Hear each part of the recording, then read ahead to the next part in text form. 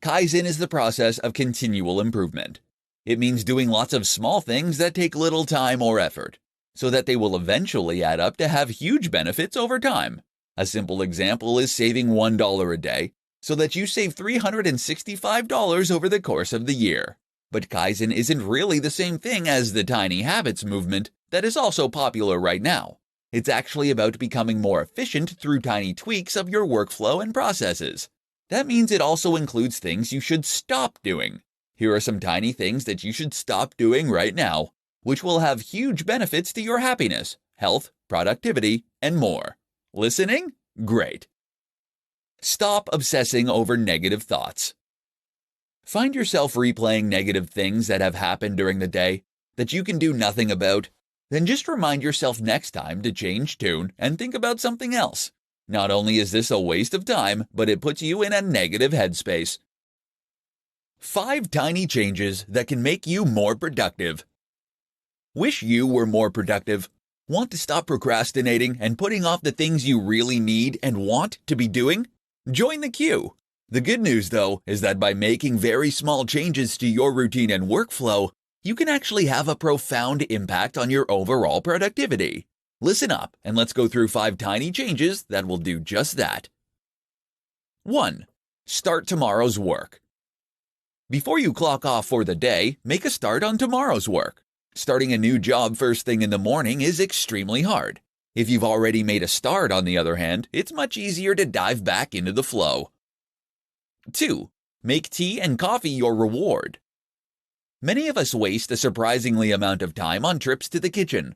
Instead of doing that, make a new rule that you can only enjoy a hot drink once you've answered all your emails, written X amount of words, or completed another goal of your choosing.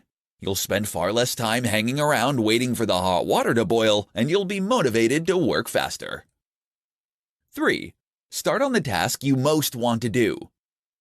The hardest part of work is starting to be productive. If your first job is something you hate doing, you'll find yourself putting it off and not being productive. Swap that for something you do want to do, and at least you'll find it easier to get stuck in. 4. Listen to the same tune. Find a piece of music you know extremely well, such as an album, and then play it on repeat while listening to noise-canceling headphones. This is a trick used by Matt Mullenweg of WordPress fame. You'll find that your brain tunes out the music because it knows it so well, effectively creating a form of sensory deprivation. 5. Just start. If it's a blank page that greets you at work and you need to type, code, or enter data, then you might suffer from some form of writer's block. The key to getting over this is to just start writing. You can also go back and perfect it later. But the most important thing is to start doing something. Making these tiny changes to your routine and workflow will collectively make you much more productive. That's what they call Kaizen in Japan. 5 tiny changes that will make you happier. Is happiness something you are either blessed with or not? Or is it something you can work toward like abs? The good news is that in most cases, happiness falls into the latter category. By changing the world around you and your reactions to it, you can become much more content and happy on a daily basis. The key is to start with small changes that are easy to implement. This is what we call Kaizen. 1. Write down 3 things. Start and end your day by writing down 3 things that you are grateful for. This helps to cultivate a gratitude attitude and helps draw our attention to what is good in our life rather than what we are dissatisfied with. 2. Find one way to treat yourself. Even for 10 minutes, find a way to treat yourself. That might mean reading a bit of your book, or it might mean eating something you're excited for. Ideally, pick something that won't cost you anything. Instead of buying a book then, you might find one you already have but haven't read. This has the added bonus of reminding us we already have a lot of things we want and need. 3. Compliment a friend or relative. We often feel better when we do things for other people, and this can be profoundly impactful to our mood for hours to come. While you probably don't have the time or budget to dedicate your life to charity, what you can do is to send a friend a message letting them know you're thinking of them, or to drop a compliment into a conversation with someone. Watch their reaction. It's highly rewarding. 4. Place a picture of your family by the bed and put the TV on in the morning. Reportedly, humans evolved living in small tribes, and that is the setup that makes us psychologically happiest. Most of us are very isolated today, which actually leads to feelings of loneliness and sadness. 5. Smile. Smiling more is something that can make you happier through a psychological process called facial feedback. In short, our mood changes to match our expression. Smile more, and you'll also make those around you happier. This in turn means they'll react to you better, which means you'll have more positive interactions. Next time you're at a cashier, try giving a big warm smile to the attendant. It's small and free, but it makes a big difference for them and you. Do this for just 1 minute a day and your life will change.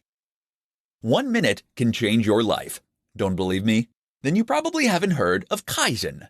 This is the very trendy concept of applying minute changes to a workflow or even your life in order to enact a massive, cumulative change. Normally, that means looking at parts of your routine that you can improve, ways to save tiny bits of cash, or ways you can save a little time at work. The result here being that after several months of this, you end up much richer with much more time. But 1 minute? Can even the cumulative effects of 1 minute of effort really do anything for you? In this presentation, you'll see that it can. Here are 4 1-minute habits that can totally transform your life. 1. Make your bed. This small thing starts your day on a positive and productive note and gives you a clean room to come home to. It's ideal for training yourself to adapt good habits. 2. Talk to a stranger. Who knows what you could learn from a random person in 1 minute if you strike up a conversation? Moreover, practicing talking to strangers will make you more social, charismatic, and persuasive. And that's a game changer. 3. Run. Yes, running for 1 minute actually has been shown to have major health benefits. You're not going to lose a ton of weight, but it will strengthen your bones through minor impacts, which in turn can prevent age-related decline. 4. Write down 3 things you're grateful for.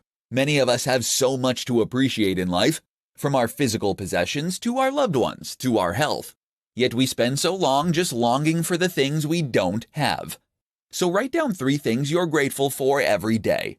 This will redirect your attention to those things, such that you feel happier and more content all day long. 5. Breath training. Get yourself a breathing trainer and breathe into it for 1 minute a day. This will strengthen the intercostal muscles that you use to control your lungs and will essentially make you more efficient at breathing. The result? You'll have stronger lungs for cardio, more oxygen will reach your brain, and you'll sleep better. Those are huge benefits for just 1 minute of barely noticeable exercise. So then, it turns out that 1 minute really can change your life. Imagine what you could do with 5. How to apply Kaizen in your relationships. If you have any interest in productivity, project management, or self-improvement, then chances are you will have heard of Kaizen. Kaizen is the Japanese concept of gradual improvement. It means taking lots of very small steps toward a goal that will have a cumulative snowball effect over time. Eventually, those tiny differences add up to something extremely meaningful. But while Kaizen is popular in the business and self-development world, it also has applications outside of those areas. For example, you might just be able to use Kaizen in your relationships to become happier and more satisfied than ever before. Kaizen for couples. Relationships are hard. As much as Hollywood might try to tell us otherwise, relationships do not work out immediately. Rather, we need to work at them and constantly improve them with time. Likewise, we need to stick with them when things are not going perfectly and fight through those bad patches. This is not a mark of a bad relationship. In fact, it is a very healthy relationship that is able to acknowledge its shortcomings and work on them. That's where Kaizen comes in. Take an honest appraisal of your relationship with your partner in a judgment-free way. Ask what is going well and what could be better. Perhaps you don't get enough time together. Maybe you feel you aren't having enough sex. Or maybe you feel that one of you does more chores than the other. Maybe you aren't doing enough new, interesting things together. You'll then apply Kaizen by looking at each of these points and the circumstances surrounding them. You'll ask, how can you act to make that thing better? What small change can you make to your routine that will inject some more novelty or give you a bit more time together? For example, you might make the rule that one night a week you don't watch any television. Or perhaps you agree that you will cook together instead of taking it in turns. If the romance has gone, then you might both make a pact to spend a little longer looking your best for each other in the morning. These are very small changes, but over time, they can add up to make an immense difference. And the rewards you can reap here are gigantic. There's benefits to applying a little Kaizen to any area of your life. How to break a bad habit in 3 easy steps. Building a better you is not just about introducing new positive habits. Just as important is to remove the bad habits that are wasting your time, damaging your health, or losing you money. The only problem is that habits are hard to break. That's why they're habits. The good news is that there are ways you can break bad habits if you know how. In this presentation, we'll look at 3 simple steps that can help you bust those bad habits for good. 1. Change your environment. One of the most important things to do if you want to break a bad habit is to change your environment. That means you should remove yourself from your usual location. The reason is that your environment will be filled with reminders and triggers that will make you more likely to engage in the negative behavior. That is why many people trying to recover from addiction will go into rehab. There, nothing will remind them of their old life and behavior. Of course, you can come back again when you're done. Trying to quit smoking? Wait until you're going on holiday and you will have the best luck. 2. Find new habits.